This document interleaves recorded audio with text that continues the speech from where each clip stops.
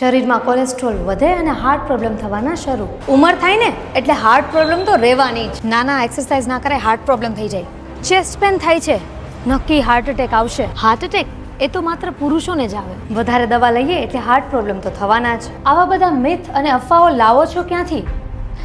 Non એક્સપર્ટની વાત સાંભળવા કરતાં સાંભળો સ્ટર્લિંગ હોસ્પિટલના એક્સપર્ટ કાર્ડિયાક સર્જન અને કાર્ડિયોલોજિસ્ટ શું કહે છે.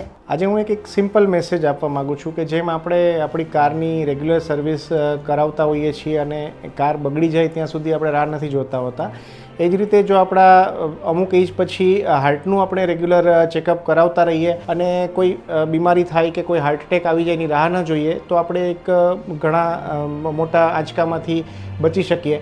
અને જે કહેવાય છે ને કે પાણી પહેલાં પાડ અથવા તો precaution is better than cure, ये खरेखर हार्ट માટે तो घणું सत्य है, कारण कि हार्ट तो कार करता क्या ही વધારે कीमती है. और जब हार्ट के ऑपरेशन की बात आती है तो लोग बहुत डर जाते हैं. मैं ये कहना चाहता हूँ कि हार्ट के ऑपरेशन से डरने की बात नहीं है. आजकल टेक्नोलॉजी बहुत ही रिफाइंड हो गई है, रिजल्ट्स मोर देन 99% हैं. डरना है तो बीमारी से डरना चाहिए और सबसे ज़रूरी बात कि समय रहते हार्ट का ऑपरेशन करा लेना चाहिए. अगर लेट हो जाता है, हार्ट ज़्यादा डैमेज, ज़्यादा सफ़र होता है, तभी प्रॉब्लम होती है. और ऑपरेशन के बाद आप एक normal life, even better life जी सकते हैं, सभी तरीके काम कर सकते हैं. Thank you.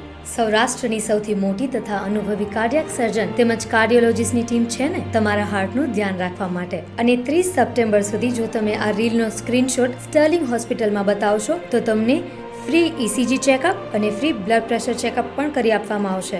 જ્યારે સ્વાસ્થ્યની વાત આવે ત્યારે ભ્રમમાં ના રહેવું જોઈએ. Sterling Hospitals, we are committed to your health.